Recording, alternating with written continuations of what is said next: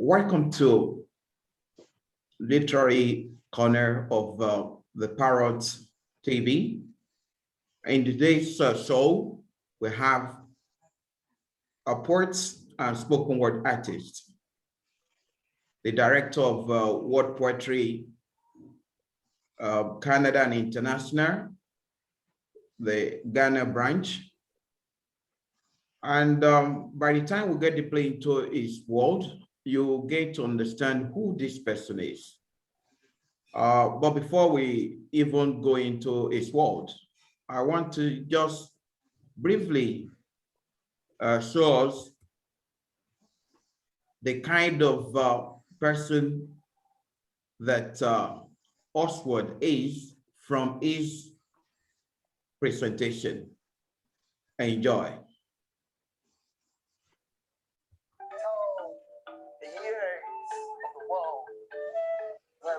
Is on. The tide in the deck has gone low, and the roaring voice of the people is mute. JJ, the man of revolution, is mute. But tell the truth to the world. Tell them, yes, the man of the people is gone, yet the struggle is not over. Tell the truth to the ears of the world.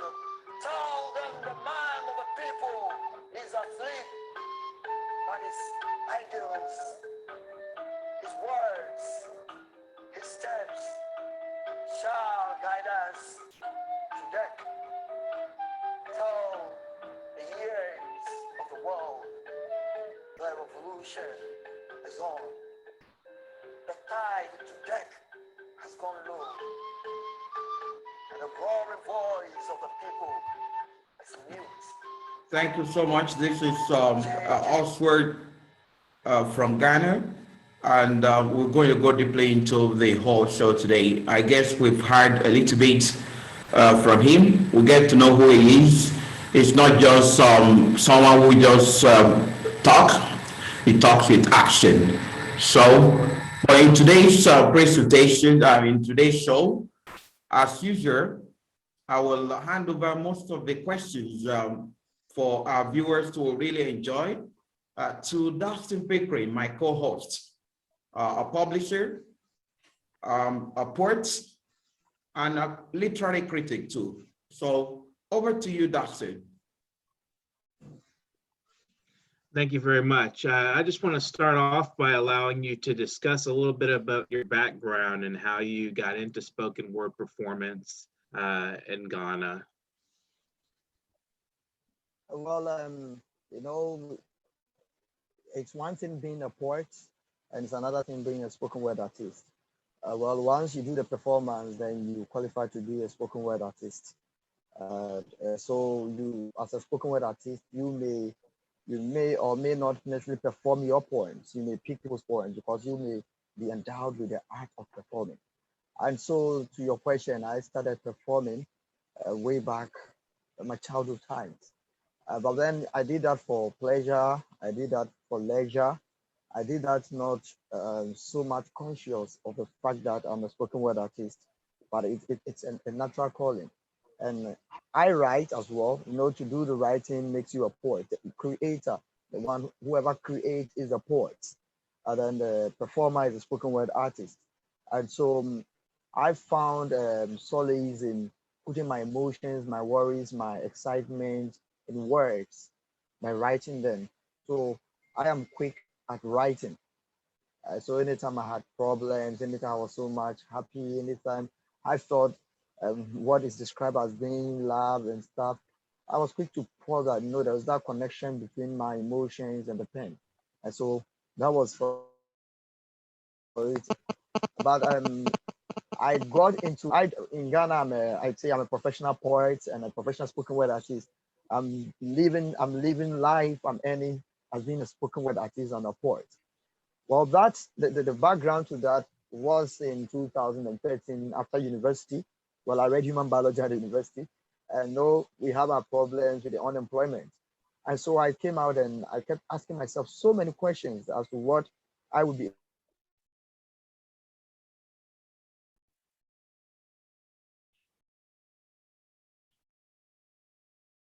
I think we lost him.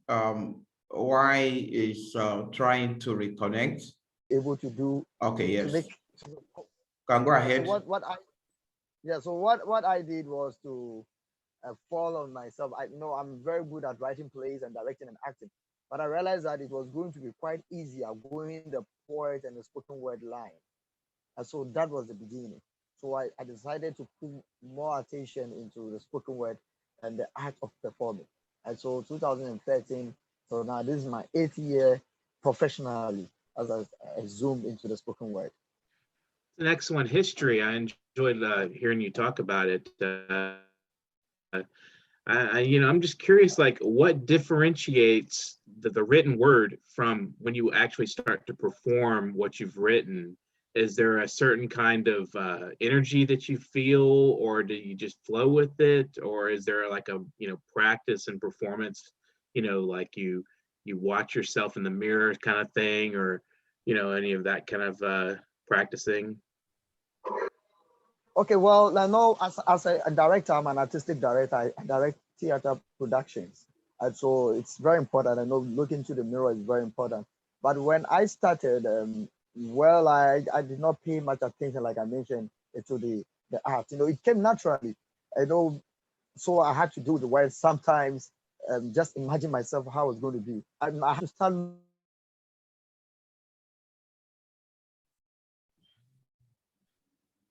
I guess we lost him at the game. Why is he trying to? Okay, I think he's back. We lost your last part. Could you please represent the last part of your presentation, please? What you said, the last part. Got disconnected. Okay, sorry. I got into I started putting the artistic touches, practicing in 2014. When I started having contract to do performances, then you don't have to take people's money and go and do just anything. But in the past, before the 2014, it was for leisure and so now put pen to paper, look at what theme I'm looking at, write, fit occasion, and then do the performance. So I have to do rehearsals, and more special, like you just saw in the video, I perform with a group instrumentalist. So we need to meet and rehearse before I do the performance. Right. So do people of your country in Ghana, did they appreciate spoken word, or is there a big community around it? Well, the community is not so huge, but it is growing. I know some of us have really made it to the powers that be to know about the relevance of spoken word poetry. And so while I can go around, people know me to be a poet. Beyond being a poet, there are other things I do, but I'm first and foremost, those who know me much, know me first and foremost to be a poet and a spoken word artist. So the community is not so huge like it is in the whole world, but we keep opening it up. There are people who now also want to take after some of the things some of us are doing here as being professional poet and spoken word artists. So the community is growing. But it's not grown yet. Did you see, like, when you see people come to the events, you're saying there's a few people that are not necessarily spoken word artists. Do they come just to listen, or do they like to perform as well? Yes, the people come to shows, like the shows we have, the spoken word shows, we have people coming. People who are lovers of literature, lovers of the literary scene, and lovers of poetry. Some, of course, because they just like what you're doing, not necessarily because they love the genre, come around. So we are growing that audience, and people pay to come and watch what we are doing. And besides that, I have personally, I have created an office for poetry spoken word, and I'm contacted every now and then to do pieces. So I do for political parties, I do for corporate institutions, I do for churches, I do for traditional authorities. So those who find it free to have me, I do for them. So I'm doing full-time poetry spoken word. So you perform for political events as well, like rallies or some sort of like election time kind of things, or? Yes. Maya Angelou and co did it for activism purpose and because they joined in ideology. But what for me in the recent one, I had to be paid to do some performances on platforms because I have to write to theme. You get me? And so I performed for the last time.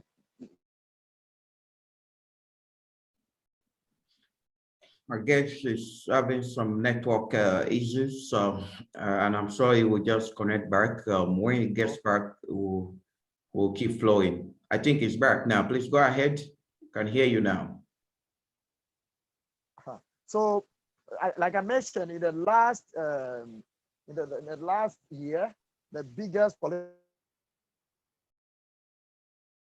It's very unfortunate. I think there's a serious network problem in Ghana. I think he's back again. So please repeat the last part you just mentioned. So I said the founder of the current biggest opposition party in the country has done last year, and I was billed to perform. It was a performance contract. Interesting. That's very interesting. Do you feel like poetry maybe has a momentum politically, or can it inspire people to move politically, socially? Of course, if you have to go back to the days of Euripides, Aristotle, down to the Shakespeare, to the Wole Soyinka, the Tukoka, the Kofi Awonos, you know, that becomes poetry becomes a spirit. You know, it's able to inspire people, it's able to move people. And so what, you know, if you want to look at the Maya Angelou and Martin Luther King Jr., you know, they use the words poetry. Poetry is that power that moves people. And so it has that momentum to get people moving, smart. I think it's one of the fastest literary let's say genre besides music for the creative scene, which is able to move people. You know. Do you feel that some words maybe have more gravity for poetry than maybe other words or other phrases that you hear? Like if you listen to a lot of people poetically speaking, there seems to be a kind of rhythm and motion and weight that the words carry. So do you think that maybe as a spoken word artist, do you think some certain kinds of language constructions maybe have more momentum than others? Of course. You know, that is why, you know, you deal with metaphors and you have to look at the setting. You have to look at the setting.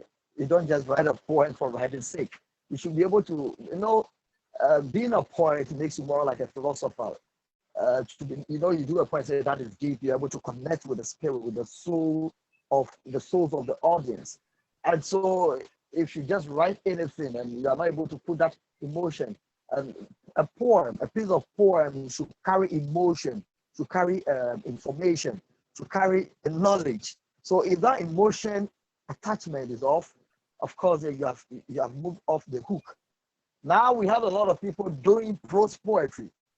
You know, that is it is more like a confluence between poetry and prose, and so sometimes the do is more like a storytelling. And if you look at the poem, having the features, you need to have the emotion. You should be able to carry the people along. And so there are some poems which are, of course, the prose poems, and which may not necessarily have the momentum. That will not come with a kind of emotion. It needs to come with to push the people. And so that is it. But if you have to put words in context and put it in the right setting, use the right metaphors. You don't have to rhyme when you don't have to rhyme. You know, looking at the environment, the ambience, of course, you'll be able to carry the people along. And do you feel fulfilled as a spoken word artist? Is this something essential to your nature, or is it something that you enjoy? Is it like a pastime, or is it something that's really vibrant and energy within you that is part of, so essential to your life that without it you're just like nothing, you know? Or being a poet is a calling, and it is part of me. And so I don't know how to even put it, but I enjoy it. Just like someone playing football, like Ronaldo is playing football and happy, Messi is playing football and happy, a bit paid. So for me, even getting paid for doing it becomes a plus. It is something with me, I feel fulfilled once I'm able to come out with my poem, even just writing a poem and people appreciating. More to add, to get on the stage form, to the acknowledgement of my audience. Once my audience are able to acknowledge, are able to connect with me, I feel fulfilled, you know. And so there's that passion, that sense of fulfillment once it comes out. I know there's one thing about being a poet, that if you're a called poet, natural poet, and not because you learned in school and then you try to write, but when the muse falls on you and you're unable to release it, you cannot be free. You get me? So once you get it Right. out, you feel fulfilled. Perfect sense. Before we Mutiu, go into the next part, I think we are getting to the mid part of the show.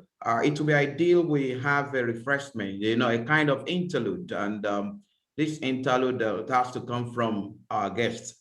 Do you have something to present to our viewers at home to enjoy, at least some beyond the one that I just presented at the beginning of the show? Yes, I have one. I would love to do this poem because it was written far away in Kenya, not in Ghana. Um, it was done, I titled it Akelu. And I am a cantor poet. And so I sing with my poems.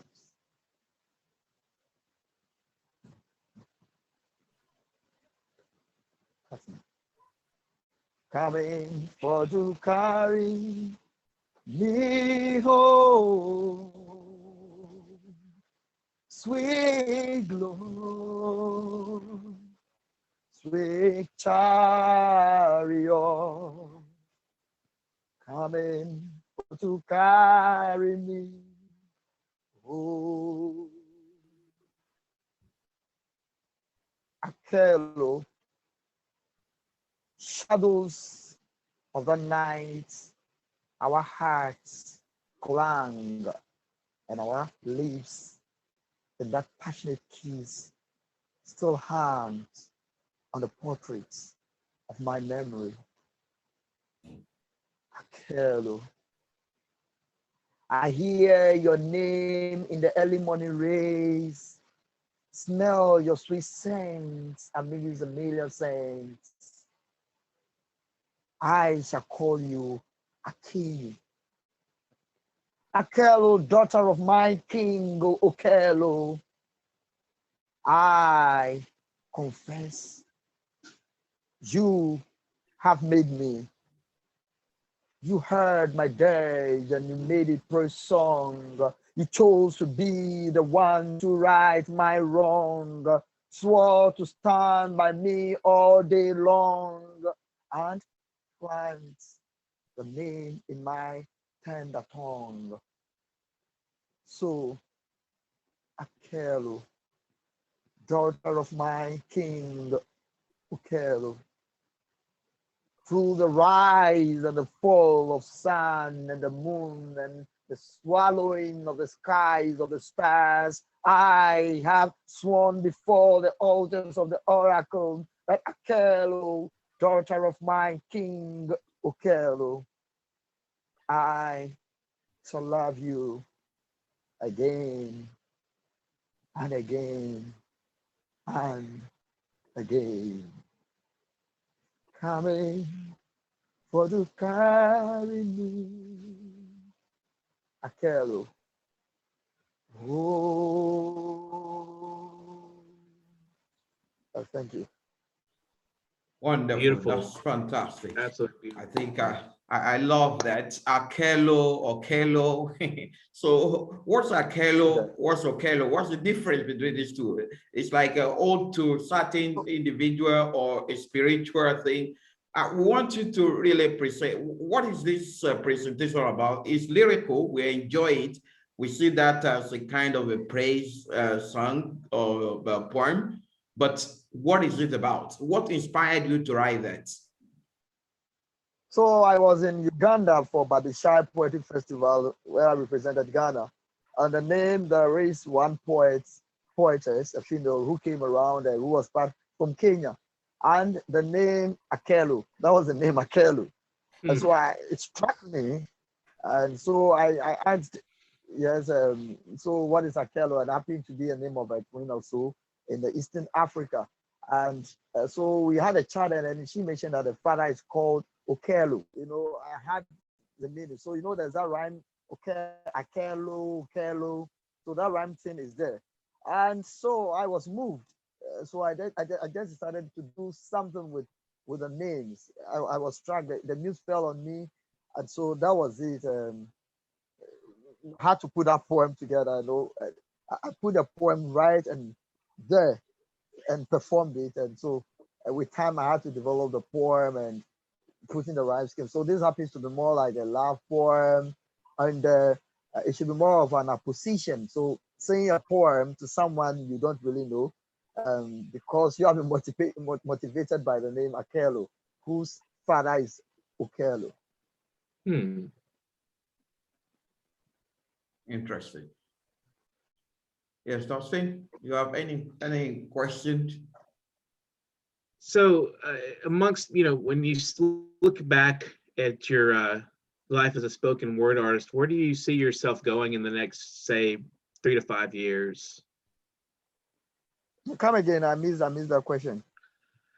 When you look back at what you've accomplished in your life as a spoken word artist and a poet, what do you see yourself achieving in the next, say, 3 to 5 years?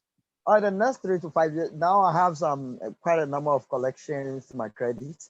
And some poems are being used in some schools in that regard. So what I want to create in the next few years to come. I don't know whether it will be 3 or 5 years, but I'm working hard. What I am now even doing is picking poems by different authors with different themes. Because I am a creative director and I write plays, I put poems together to present. So I want to see people want to go watch spoken word presentation, like poetry, not because it's going to just open mic, but people should be ready to pay like they pay to go and watch drama. So in the next 3-5 years, I want, of course, it has started. I'm able to get some audience to pay to come and watch. I want to have it grow big, like Kalaperi is able to have his show and people come to watch. So that's how I want to see it. And I want to see spoken word videos, not just being one person standing somewhere and performing. It should be more dramatic, more like a movie, you know. So that is part I want to see. I call that poetryneurship. That is adding entrepreneurship to poetry, to poetryneurship. Wow, it's very ambitious. I think it's a great idea and it's very original. Where do you originate your ideas from for your works? Do they come spontaneously, or is there like a moment where it just strikes you this must be written, or is there a process of sort of incubation going on, you know, where you let it dwell in you for a while and then it spews out and it just hits the page? Or so most no, the poems I do perform for corporate institutions, that's in commissioned poems. You know, it has to go through a lot of process, and very often that happens to be the difficult part in writing poems, because you have to pay attention trying to communicate. So that is using poetry to communicate, and not communicating from your inward feelings, but because there is kind of an artificial activation. And so that I have to write and go time to that number, trying to make sure that I don't just write a prose, but I need to get the poetic features in there. And especially when you go and perform to some people, after putting the poetic features, you have to make sure that if the people are not the literary people, they should be able to connect with you. So you have to break down. So that becomes a bit of difficulty when you want to do that. But naturally, as I am an activist. Most of my words speak in response. So that is a stimuli. It speaks in response to the happenings in my ambience. So most of my poems, especially looking around what's happening in my country, Ghana, Accra, and beyond, most of my poems happen to be protests, speaking to the powers that be. So spontaneously, I have to write in answer to happenings around me. So that's what most of my poems are. So I'm able to put up a collection for someone I like so much. Like my first ever collection was it's titled "A Wreath to Awuno," and it was more like a tribute, paying homage to one of our greatest poets who passed on in Kenya. When he went there to be a guest artist for Storymoja. So I could put up about 20 poems because I was just responding to my ambience. So most of my works happen to be respond to environment. Do you have any particular poets like that you really admire that maybe would be familiar to the viewers? Like, I don't know, are there any special poets in your mind? Please come again. Do you have any favorite poets like that would be familiar to the viewers of this program? Like, very famous poets that you enjoy the most? Yes, my favorite poet is no more, and I think he should be known. That's Professor Kofi Awuno. Professor Kofi Awuno, and I have Professor Kofi Anyido, Professor Lade Wasunu. They are around me very often. They pick their books, and I'm very much more inspired by the way they go. And I think Professor Kofi Awuno and Professor Kofi Anyido is on the international scene, so they should be known very well. And beyond Ghana, Wole Soyinka. I like Wole Soyinka because of the line I go. And JP Clark, Abiku, going and coming all the season, will you stay where your heart pleases? And so that is it. And then we have more of the Maya Angelou. I just like some of the styles and stuff. But my focus, my favorite poet is no more is Professor Kofi Awuno. Are you inspired by music at all in your writing? Do you feel like a specific type of music or a brand of music is especially important to you? I perform with music. Naturally, that's my style of performance. Canto. I do a lot of canto, so it means I pay attention to music very often. So I'm very much inspired by songs. Of course, when the songs are very emotional and they have deep content, I'm motivated more and inspired by such music. So I do not really have a particular type of music. It could be the hymn, the Anglican hymn, Catholic hymn. It could be a folklore music. When it is well situated in a particular context. And then I mentioned to you, I am moved by my ambience. So when I'm so much swallowed in the guards of the ambience, which is moved by the music, of course, I am pushed to do something because once I hear music, because of my style, I am moved to try and put up words to get along. Wow, that's profound. I love the spirit to hear the way you translate music into to poetic forms and let it kind of flow through you like that. That's beautiful. I mean, do you see any future for the spoken word community in your country? Is there like anything developing, any movements going on, or is it just like a solid community? I don't know if you understand what I'm asking. Like, is it branching off into different little communities and kind of coming together, or is it one big, gathering that comes together? Okay, we had that. I think we've lost him again.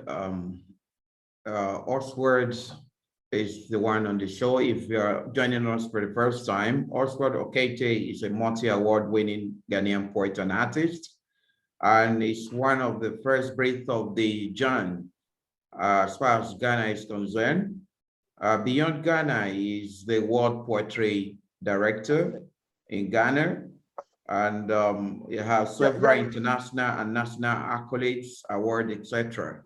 So that is the person we have on the show now. I guess he's back with us, so he can respond to Dustin's question. Okay, so sorry for the internet break. We have a lot of challenges here. So like I mentioned, we had in the past, we had quite a number of these communities springing up at different places. But with time, you know, a lot of them looked out for financial gains, and because they were not getting it, they had to focus on trying to make earnings. So most of them had to move in. But there are some few ones that are still standing, you know. It happens when things happen, so many people come out. But with time, you're going to see it and get the real people in those who really stand for that revolution. But I think there's the re-emergence of the communities again in this coming with another generation, with another wind. Do each of these different communities represent different ideologies or approaches, or are they just, you know, just all branching off based on, you know, their specific locations, or any particular thing that sort of motivates these different branches of the communities? So we have different communities with different ideologies. You know, there are people who are so much focused in the particular genre of the spoken word, that is slam. So they deal with the slam, you know. And then there are the people who are so much focused in the writing of the poems. Those are called the poets, those who create. And there are those of us who also, we're not necessarily the slam, we focus on the writing, and then we focus on the performance in a very African way. There are those of us who also want to look at the dramatic phase. So we have different disciplines with different ideology. Of course, there's a bigger universal set with is poetry, but when it comes, we have subsets in there with the different communities. So there is, let's say diversity in unity, kind of. Right. So, I mean, so they all, even though there's a lot of differences, they come together and they're able to communicate with each other through poetry and through the arts. And I think that's the most powerful thing, you know, that we have with the arts, is that the culture bridges people, even though there's immense differences between individuals and the communities that they represent. That's very powerful. Do you see any, you know, any difference between the spoken word art and the poetry itself on the page, or is there a kind of you know, spirit between the two? Hello? Yes. What this was asking is, do you see any much difference between spoken word and written poetry?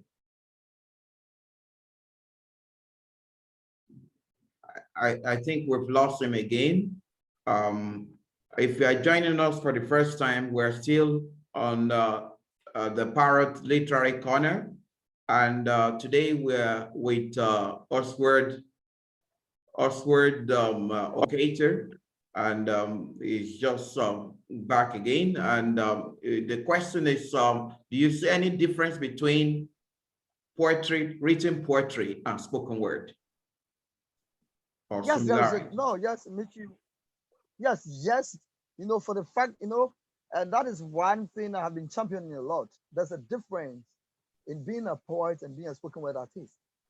You know, the poet is a creator. It came from the Greek word poema, to create. And so it is not just about the writing. If you come to Africa, ours is oral tradition. So it's not really about the writing. So there are those who create, like I mentioned, the root word of a poet or poem is from poema, which means to create. So the creation of the poem makes you the poet.